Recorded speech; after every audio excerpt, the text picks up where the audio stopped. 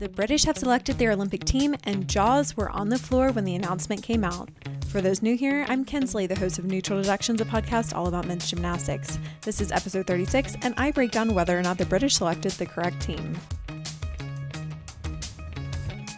This is the Neutral Deductions podcast, men's gymnastic news, coverage, and analysis. We're going to start a little bit into the weeds of how the British select their team because it's quite different than how the US team selects their Olympic team. So the way it works is there are a series of competitions that the athletes can show up to, both international and national competitions, and they have to reach these certain benchmarks that the British team sets out. And so after the end of these competitions, I believe Euros was the last competition, then the selection committee met and they told the team internally on May 24th who made the team. Then there's an appeal window from May 24th to May 28th where you can submit an appeal and you can say, hey, I don't think the correct decision was made, or I don't think the policy was followed in the way it should have been. And then it goes to a review committee and then they can either say yes or no. Now, to my knowledge, no appeal has actually ever been accepted, but they do actually have this policy there in case any athlete wants to use it.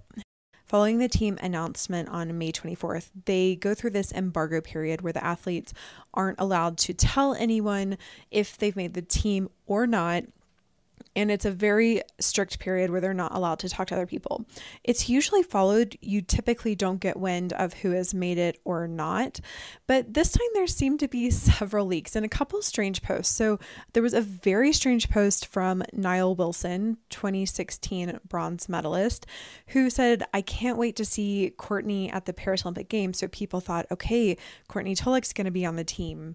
And then there were a couple of the women's athletes who were posting photos in the official Great Britain Paris gear. And then there was a Daily Mail article that came out about Becky Downey saying that she was going to be competing in Paris. And so people started to get these little sniffs of who might actually be on the team.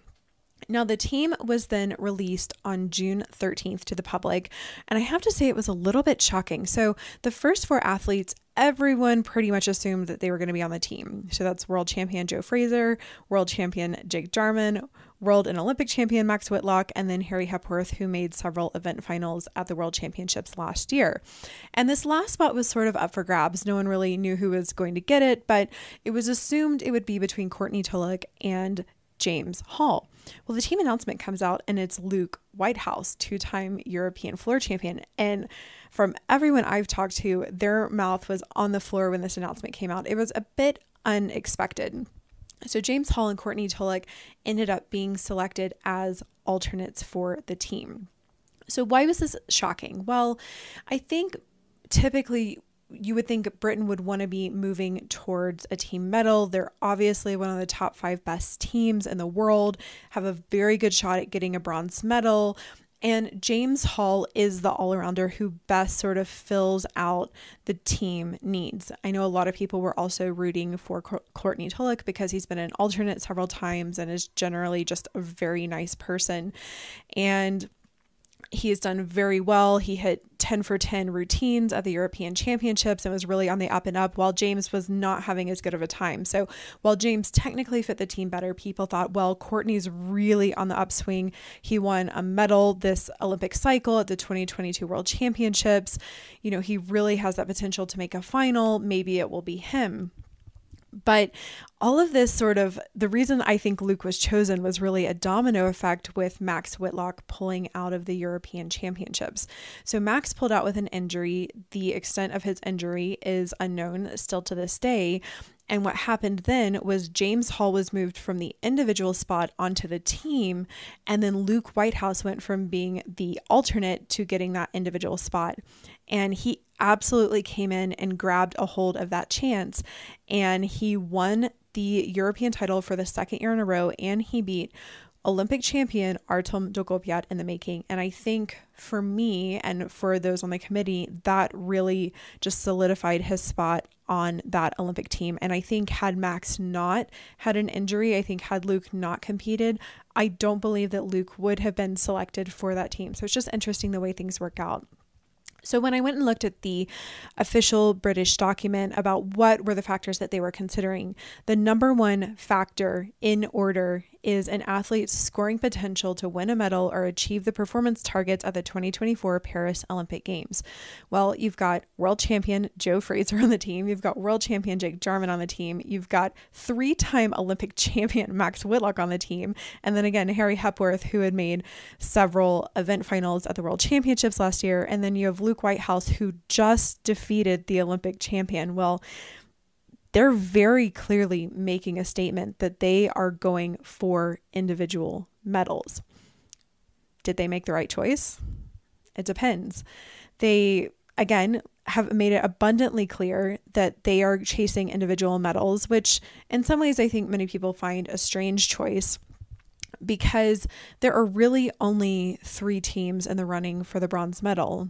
The U.S. has a massive history of flopping at the Olympics. They've been 5th for the past 3 Olympic Games, and they have qualified much higher. So if they're on the same trajectory, they're not, even though they're the strongest of those 3 teams right now, it doesn't mean that they're necessarily going to end up on that podium. Ukraine, who is also in the running, who just defeated Great Britain at the European Championships, their best athlete has been injured for months on end, and it's unclear how he's going to be able to compete. So why not choose a team with the highest score?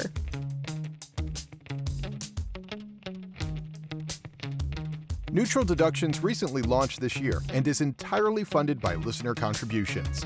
If you'd like to support the show and help promote men's gymnastics, kindly consider making a donation through the PayPal link provided in the show notes. All donations are greatly appreciated. Thank you.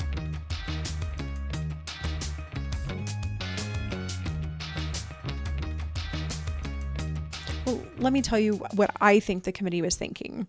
So that when you look at the highest scoring teams using the highest score overall, the team with James instead of Luke scores about half a point higher. But when you go down to averages, it drops to only about a 10th difference. So in my opinion, the committee was probably looking at these numbers saying, hey, by average, James only gives us about a 10th of a bump on team performance on average. And that's not that much. And Luke is going to give Great Britain a really good shot at making that event final, if not medaling. So in my opinion, after sitting with the shock of it all and looking at the numbers, I do think the British team made the right choice. That being said, I am extremely gutted for Courtney. It was the alternate again. So Rio, Tokyo, and Paris. And that is heartbreaking. And he wrote this really gut-wrenching post over on Instagram. He said, "My Olympic dream is over. This one really hurts. I gave everything to this cycle, every competition, every medal. I have been a part of every major international competition for the last 4 years, but I won't get to compete on the biggest stage of all. Devastated doesn't quite cut it. This year, I believe I've shown the best gymnastics of my career. I'm most proud of my consistency, especially hitting 10 out of 10 routines at the European Championships. Stepping up for the team, I was ready and delivered. Missing out on Rio, Tokyo, and now Paris is devastating. The physical and mental toll is immense. Despite my sadness and disappointment, I truly love this sport and this team. They've been chosen to compete in Paris, and I'll be cheering them on as loudly as ever from home. I don't know what the future holds for me in gymnastics, but right now I'm focusing on becoming the best dad to my daughter. Thank you everyone for support and being with me throughout the highs and lows." And James Hall followed up and commented on his post saying this, "Court, I've never been one to measure winning by gold, silver, or bronze, only by heart. And if that's anything to go by, you're my champion. You've been there for us all and inspired many. You're a winner." So with that said, good luck to the 5 who made the team in Paris this coming summer.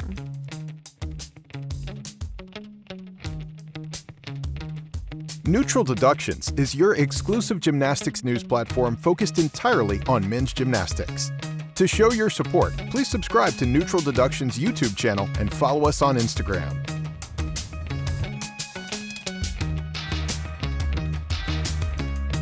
Now, there is another British Olympian who I'm going to alert you to, and that is Sam Oldham, who was part of that bronze medal winning team in London back in 2012, and he recently invited me to be on his podcast called the Sam Oldham Podcast, reviewing what happened at the U.S. National Championships and previewing what was going to happen at Olympic trials. So if you are interested in any of those topics, I highly recommend going to check out Sam Oldham's podcast. He's done a lot of great interviews with lots of the people who are going to be on that Olympic team, and we have a very interesting conversation about what happened at the U.S. National Championships and who we think is going to be on the U.S. Olympic team. So if you would, please rate and review us on Apple Podcast or wherever you get your podcast. It really helps others find neutral deductions and learn more about men's gymnastics. We recently got a new review from Maddie C. Walker, who said, "The source for news and analysis of men's artistic gymnastics. This is the kind of show we need for men's gymnastics. The sport deserves better, thoughtful, knowledgeable, and passionate coverage, and that's what neutral deductions bring." So thank you so much for that review. I really appreciate it. If you would like to help bring more live men's gymnastics coverage, please consider donating. We are entirely listener supported, and at this point, even $10 helps us cover a meal. The PayPal link is in every show note and at the bottom of every article on neutraldeductions.com. You can donate via PayPal or Stripe. If you have any questions, comments, or insider tips, you can email us at neutraldeductions@gmail.com. That's all for this week. We'll see you next time.